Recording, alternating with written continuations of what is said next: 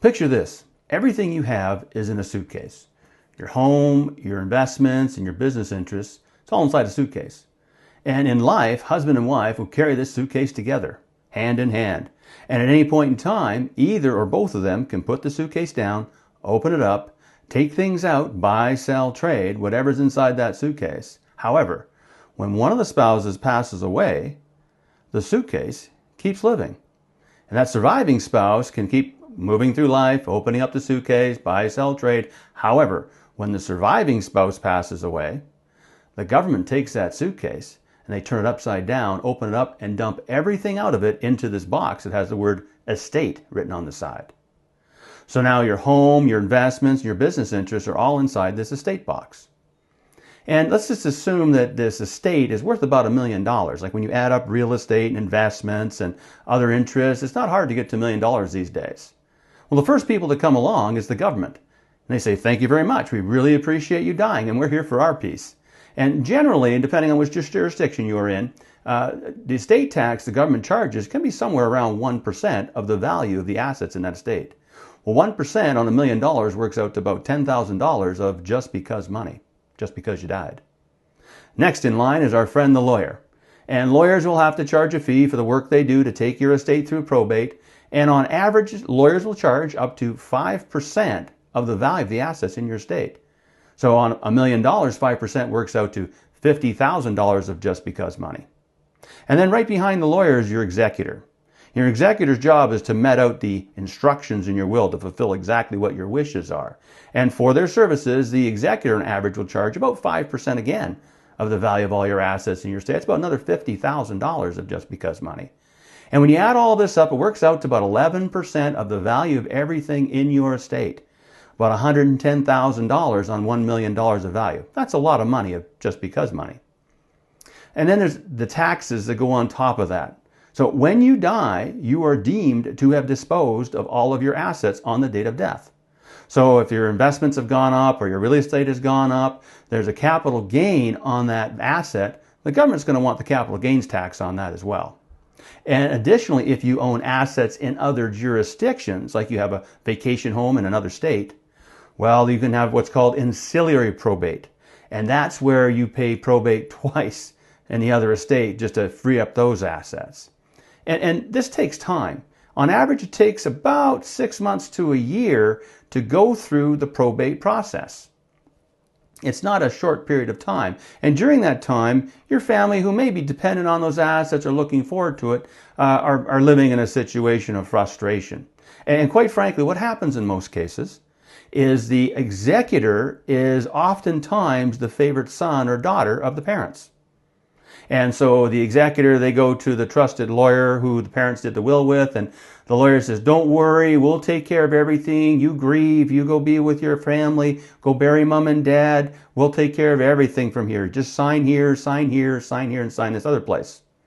And so the executor does and signs all the documents, and about 3 to 6 months later, he starts getting calls from his sister or the beneficiaries of the estate who are saying, hey, how's the estate coming? How's the money coming? And to which the executor oftentimes says, I don't know, because most cases, executors, this would be their first time. Most executors won't be executors more than once because it's so frustrating and it takes so long. The executor goes back to the lawyer and says, how are things going? The lawyer says, oh, everything's moving along. I just need a few signatures here and there. Does anybody need any money? We can do a little distribution if people need money. No, everybody's okay? Well, that's fine. And it continues on. But you start to get out to that 12-month mark, and the family members say, hey, where's my money? At which point the lawyer goes to the executor and says, we're almost there. We just need a couple more signatures, and here's my bill along with it. And the executor looks and says, holy smokes, that's a lot of money. He says, well, yeah, I did this, I did that, and I photocopied this other thing, and I sent this fax, and they justify their existence. But then the lawyer says to the executor, look, this is my fee, but you're getting this fee over here as well. You're getting $50,000 too. So I get $50,000, you get $50,000, I'll get the family off your back. Capiche? Well, most executors say, yeah, where do I sign? And they sign, and the deal's done, and the family moves on. And that's if it's a clean estate. That means if there's no disputes. You see, when someone dies, all of their estate documents become public record.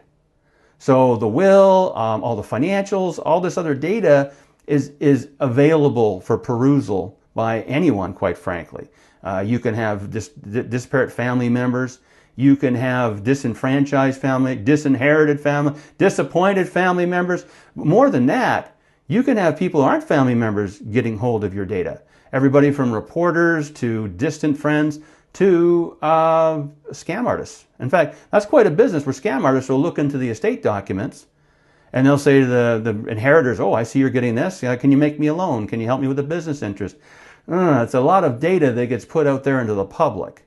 And oftentimes, these public documents can cause disputes among the inheritors. Somebody says, well, mom loved me more than you, or dad loved me more than you, or whatever. They feel like they're not getting enough, or they did more when they were alive to support mom and dad. They don't think things are fair. And the worst case scenario is when they go to court. Because in court, the only people who win are the lawyers when they get paid. You don't want that for your family.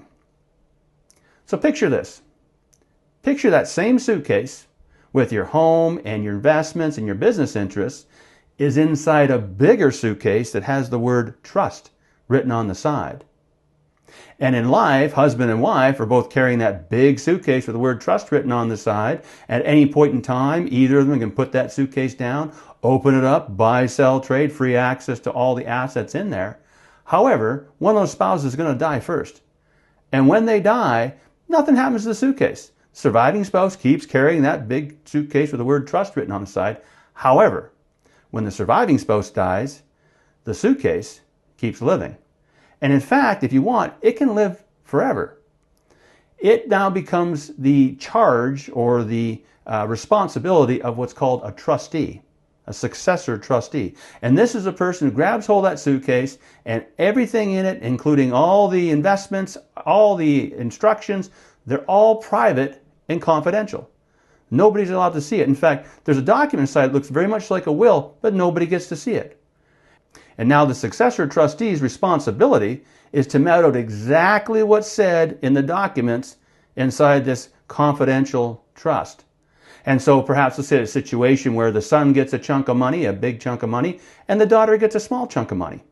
Well, that's a confidential thing. The daughter and the son aren't to be told what the other one's getting. The trustee has to keep that trust, has to keep that private.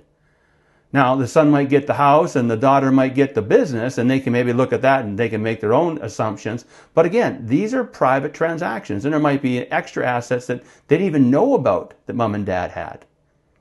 And this is the best path if you want something to go smoothly for your family, is to be able to keep it private and confidential so people don't know and nobody else needs to know.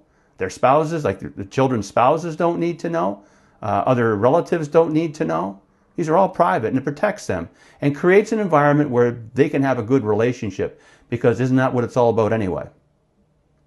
Now, another example that I saw a lot of as a financial advisor is couples who are working on their second marriage.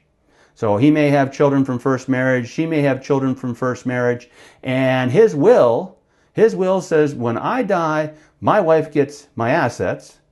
And then her will says, when I die, his boys get his assets. However, her daughters decide to go to court when mom dies. And in court, the judge says, you know what? Yeah, the boys weren't hers. They weren't adopted by her. Her will is not relevant in this situation. The judge can make any kind of decision. And quite frankly, mom can change her will after dad dies. So the boys can be left out altogether, and the daughters get all the assets. Well, picture this. Picture that same situation, but rather than having a will, dad puts his assets into a trust. So the trust says, when I die, my wife gets to benefit from the proceeds of the assets in the trust. However, when she dies, my boys get the trust and all the assets inside of it. And you know what? Again, confidential document. The daughters don't know what's in there, and there's no basis for the daughters to dispute it. It's a clean deal. These are just a couple examples of how wills are different from trusts. For more information, go to estateverdict.com to take a 40-question quiz and see if you'd benefit from a trust, a will, or both.